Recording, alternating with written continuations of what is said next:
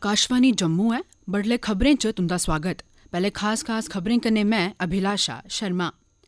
प्रधानमंत्री नरेंद्र मोदी होरें आखेआ है जे दुनिया गी सेहत सरबंधी कुसै अगली एमरजेंसी गी रोकने ते ओह्दा मुकाबला करने लेई पूरी चाल्ली तैयार होना लोड़चदा है।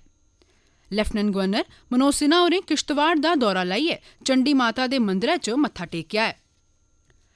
जम्मू कश्मीर दे मुक्ख चुनां अधिकारी परानी मतदाता सूचियें गी डिजिटल स्वरूप देङन।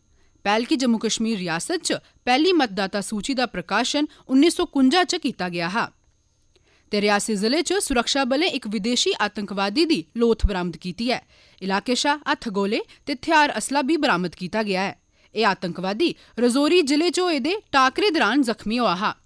खबरें दी तफसील कन्नै विजय बजाज। प्रधानमंत्री नरेंद्र मोदी होरें G20 मुल्खें दा आह्वान कीता है जे ओह् लोकें दी भलाई बेह्तरी लेई ते तकनीकें दी इक बरोबर उपलब्धता सुविधाजनक बनाने लेई सेहत सरबंधी नमियां काह्डां यकीनी बनान तां जे सभनें दी दिक्खभाल लेई सेहत सहूलतां उपलब्ध करोआने दा लक्ष्य हासल कीता जाई सकै।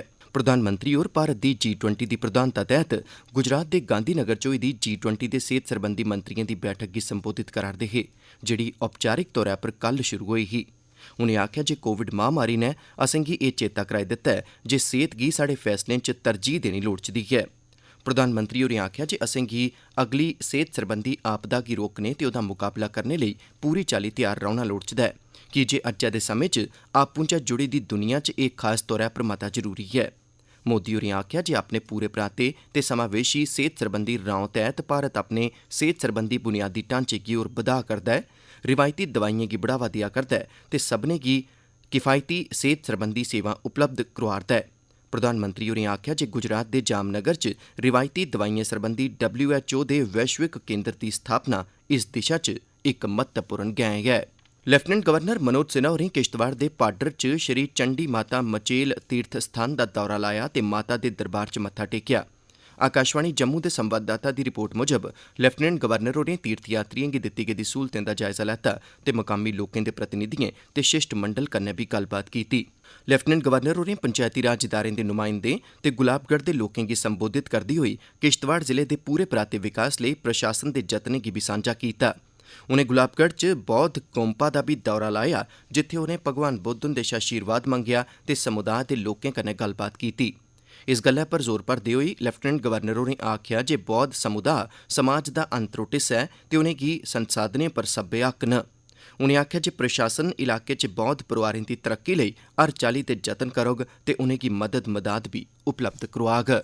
लेफ्टिनेंट गवर्नर मनोज सिन्हा होरें आखेआ जे किश्तवाड़ च नीलम दिएं खानें दे शोध दा कम्म चला करदा ऐ ते अगले इक ब'रे दौरान सरकार इस स्थिति च आई जाग जे साइंसी ढंग तरीके कन्नै इनें खानें दी नीलामी कीती जाई सकोग। उनें आखेआ जे एह्दे राएं मकामी अर्थ बवस्था गी बढ़ावा मिलोग ते एह् बवस्था जम्मू कश्मीर दे विकास च बड़ा मता योगदान देग। सिन्हा होरें इस सर्वेक्षण लेई लोड़चदा सैह्योग उपलब्ध करोआने गित्तै प्रधानमंत्री नरेंद्र मोदी हुंदा आभार जताया ऐ। लेफ्टिनेंट गवर्नर होरें किश्तवाड़ दे दौरे दौरान कल एह् गल्ल आखी। जम्मू कश्मीर दे मुक्ख चुनां दफ्तर ने इक महत्वपूर्ण गैंह पुट्टदे होई ब'रे 1951 थमां मतदाता सूची गी डिजिटल बनाने दा फैसला कीता ऐ, जिसलै जम्मू कश्मीर च संविधान सभा बनाने लेई चुनां होए हे। आकाशवाणी जम्मू दे संवाददाता दी रिपोर्ट मुजब मुक्ख चुनां दफ्तरै मतदाता सूची गी डिजिटल बनाने दी प्रक्रिया शुरू करी दित्ती ऐ ते परानी मतदाता सूचियें दे डिजिटलीकरण लेई निविदा जारी करी दित्ती ऐ। इत्थें एह् दस्सना लाज़मी ऐ जे जम्मू कश्मीर च पैह्ली मतदाता सूची 1951 च प्रकाशित होई ही, जिसलै जम्मू कश्मीर दे संविधान गी बनाने आस्तै चुनां कीते गे हे। उआं जम्मू कश्मीर च पैह्ला विधानसभा चुनां 1957 च जम्मू कश्मीर दे संविधान तैह्त गै करोआया गेआ हा। विज्ञान ते टैक्नोलोजी मैह्कमे दे मंत्री डाक्टर जितेंद्र सिंह होरें भारत च टैक्नोलोजी आधारित विकास लेई मते शा मते निजी शोध फाउंडेशनें गी सरकार दे विज्ञान सरबंधी मैह्कमे कन्नै रलियै कम्म करने दा आह्वान कीता है। कल नमीं दिल्ली च विज्ञान ते टैक्नोलोजी लेई समर्थ निर्माण बारै लाई गेदी इक कार्यशाला दौरान मुक्ख भाषण दिंदे होई डाक्टर सिंह होरें आखेआ जे पिछले हफ्ते संसद पासेआ पास कीते गेदे अनुसंधान राष्ट्री शोध फाउंडेशन बिल दा मकसद शोध ते शिक्षा दे खेत्तरें च इक बरोबर रपेआ पैसा उपलब्ध करोआना ते संसाधनें दा उचित विकास यकीनी बनाना ऐ। उनें आखेआ जे एह् बिल कंपनियें गी प्रोत्साहित करोग जे ओह् शोध ते विकास दे खेत्तरें च रास पूंजी लान। डाक्टर सिंह होरें आखेआ जे साइंसदानें गी लोड़चदा ऐ जे ओह् व्यक्तिगत तौरा पर शोध करने दे बजाय समस्याएं दे हल कड्ढने ते उत्पाद विकसित करने लेई इक टीम आह्ला लेखा कम्म करने दा रौं इख्तियार करन।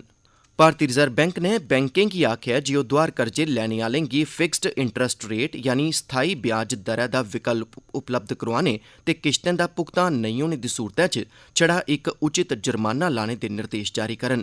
रिजर्व बैंक दे इनें दौनें फैसलें कन्नै बधदी ब्याज दरें मझाटै दोआर कर्जे लैने आह्लें गी बिंद राहत थ्होने दी मेद ऐ, कीजे मौजूदा समें च मते सारे खुदरा दोआर कर्जे फ्लोटिंग दरें पर न। आरबीआई ने फ्लोटिंग दर पर दित्ते गेदे व्यक्तिगत दोआर कर्जें दी माहवार किश्त परतियै तय करने दा निर्देश भी जारी कीता ऐ ते दोआर लैने आह्लें गी बैंक दे बोर्ड पासेआ मंजूर नीति मताबक स्थाई दरै दा विकल्प चुनने दी भी इजाजत दित्ती है।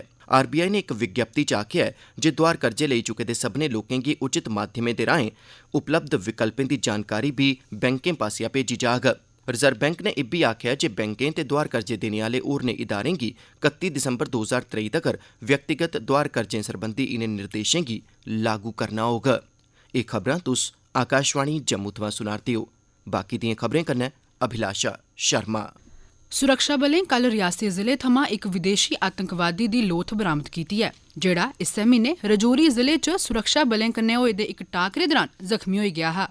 आकाशवाणी दे जम्मू संवाददाता मुजब जंदी 5 अगस्त गी रजौरी जिले दे गुंडा खवास इलाके च सुरक्षा बलें द'ऊं पाकिस्तानी आतंकवादियें गी अपने घेरे च लेई लैता हा।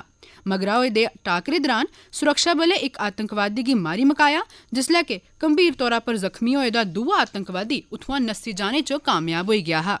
जम्मू कश्मीर पुलस, फौज ते केंद्री हथियारबंद बलें दी सांझी टीम ने इक खड्ड थमां इस आतंकवादी दी लोथ बरामद कीती ऐ। सुरक्षा बलें थमां बचियै नस्सने दी कोशश च एह् आतंकवादी इक खाई च डिग्गी गेआ हा। सुरक्षा बलें मौके परा द'ऊं हत्थ गोले, AK-47 दियां 3 मैगजीनां, AK-47 असॉल्ट राइफल दे 90 रौंद, पिस्तौल दे 90 रौंद ते किश होर समेयान भी बरामद कीता ऐ। मन्नेआ जा'रदा ऐ जे एह् आतंकवादी रजौरी ते पुंछ च केईं आतंकवादी हमलें सने केसरी हिल ते डांगरी च होए दे हमलें च बी शामल हा। लेफ्टिनेंट गवर्नर मनोज सिन्हा होरें जम्मू कश्मीर च रमानदारी ते सुरक्षित म्हौल कायम करने च सुरक्षा बलें दी भूमिका दी सराहना कीती ऐ। उनें समाज दे हर तबके सने कारपोरेट जगत ते बक्ख-बक्ख संगठनें दा आह्वान कीता जे ओह् इक सांझी इकाई दे तौरा पर किट्ठे रलियै कम्म करन ते साढ़े दलेर जवानें लेई बेहतरीन सहूलतां कायम करने च अपनी जिम्मेदारियां निभान। सिन्हा होरें एह् गल्ल श्रीनगर दे 92 बेस अस्पताल च भलेआं अज्जै कल्लै दिएं तकनीकें आह्ले CT स्कैन सेंटर दा उद्घाटन करने परैंत आखी। LG होरें सुरक्षा बलें दे जवानें दी बेहतर सेहत ते खपाल सरबंधी जरूरतें गी पूरा करने च 92 बेस अस्पताल दे डाक्टरें ते नर्सिंग अमले दे जतनें दी सराहना कीती। भारती फौज दे engineer in chief lieutenant general Arvind Walia होरें फौजी ढांचागत विकास दे भविक्ख गी आकार देने च समकालीन निर्माण तकनीकें आसेआ निभाई गेदी भूमिका दे महत्वै पर लोऽ पाई ऐ। लेफ्टिनेंट जनरल अरविंद वालिया होरें कल उधमपुर च फौज दी उत्तरी कमान दा दौरा लाया।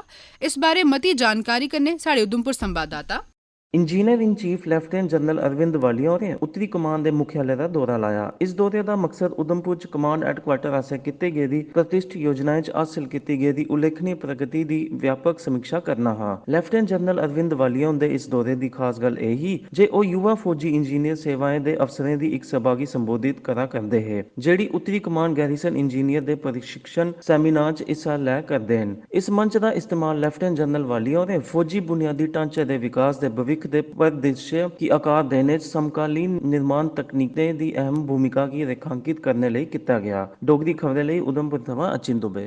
श्री बुड्ढा अमरनाथ जी दी पवित्र यात्रा लेई 1338 तीर्थ यात्रुएं दा पैह्ला जत्था अज्ज बडलै सख्त सुरक्षा बंदोबस्तें हेठ पुंछ आधार शिविर थमां रवाना होआ। पुंछ दे deputy commissioner Yasin M Chaudhary होरें श्री बुड्ढा अमरनाथ जी दी यात्रा गी व्यवस्थित ढंगै सिर चलाने लेई कीते गेदे सब्बै प्रबंधें दा जायजा लैता। DC होरें नोडल अधिकारिएं गी निर्देश दित्ते जे ओह् यात्रुएं दे ठैह्रने आह्ली थाह्रें पर आपूं जाइयै निरीक्षण करन तां जे यात्रुएं गी कोई बी परेशानी या दिक्कत नेईं होवै।